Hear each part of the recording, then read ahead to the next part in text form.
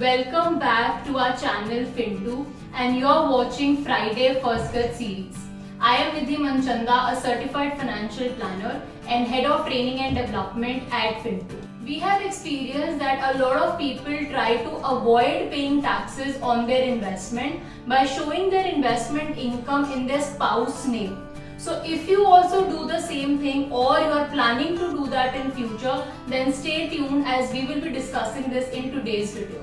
Now let us understand this entire concept with the help of an example. So let's say there is a couple, Mr. and Mrs. Mehta. Mr. Mehta is working in a private company and earns a salary income. On the other hand, Mrs. Mehta is a housewife. Now here, Mr. Mehta earns a salary income of around 15 lakhs, and because Mrs. Mehta is a housewife, there is no income in her own name. Now because this person, Mr. Mehta, is earning an income of 15 lakhs, there are certain other incomes that he earns as well. Further, Mr. Mehta also has a rental income of around 20,000 per month, now which we can say around 2,40,000 on an annual basis.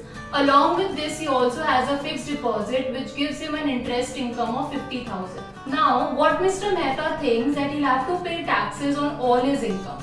Now, because his salary income itself is under highest tax bracket, that is 30%, any other income will also attract a tax of 30%.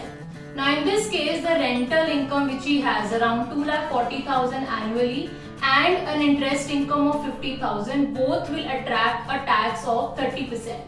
Now what Mr. Mehta thinks is that why not transfer this income to the spouse, so that for spouse she will not have to pay any tax, because up to 5 lakh anybody will not have to pay any tax. So because Mrs. Mehta is a housewife and an income up to 5 lakh she will not have to pay any tax, Mr. Mehta thinks that why not transfer this extra income, which is rental income and interest income, in his wife's name.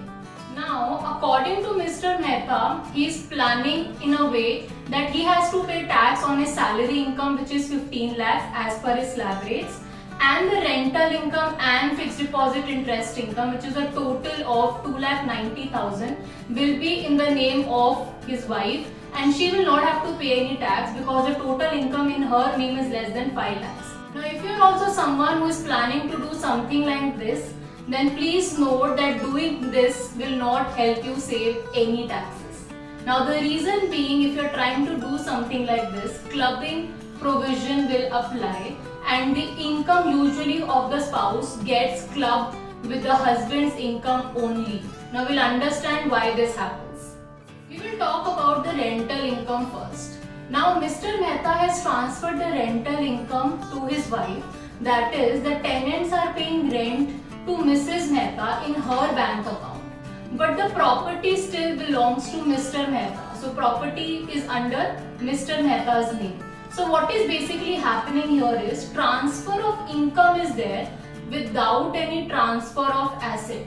So in this case, clubbing provision will apply, which means that the government understand that if you are not transferring the asset but you are transferring the income, you are trying to avoid paying taxes. And in this case, clubbing of provision, like I said, will apply, and the income of spouse, that is a rental income of spouse, although she is getting it in her bank account, will be clubbed with the income of Mr. Mehta, and Mr. Mehta will only have to pay taxes on this, which will be at the rate of 30% because he is in highest tax bracket.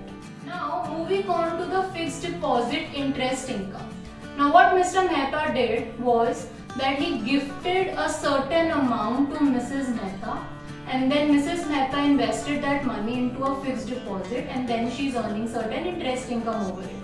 Now if we see this broadly, we feel that whatever income that Mrs. Mehta is generating, this income is in her own name, and that is why she will have to pay tax on that particular income. But that is not true. Now why it is not true? Because first of all, when a husband gifts anything to wife, that gift amount is not taxable in the hands of wife. The reason being, because any gifts you can receive from your relatives, family, is not taxable. So gift is not taxable, but if you receive any amount as a gift and you invest it somewhere and you earn an income, In that case, again, the government has an indication here that you are trying to do this to avoid paying taxes, and that is the reason if any income is generated from the money which she received as a gift from husband, that interest income gets clubbed with the income of husband only, and he will only have to pay tax. So you cannot use such kind of an arrangement to avoid paying taxes. Similarly, if wife receives some amount from husband and she uses that in share trading and earns certain income from that, that also gets clubbed with the income of husband, and husband will only have to pay taxes on that. So these are some clubbing of income provisions which you should keep in mind, and you should not adopt certain practices to avoid paying taxes, because at the end the income will get clubbed in your income only and you will only have to pay tax. So you cannot just transfer certain part of your income to your spouse and then avoid paying taxes. I hope this was clear, and there are certain clubbing of income provisions which applies with parents and minor child as well. So if you wish to know more about that, you can let us know in the comment section, and we'll definitely come up with a new video on the same topic.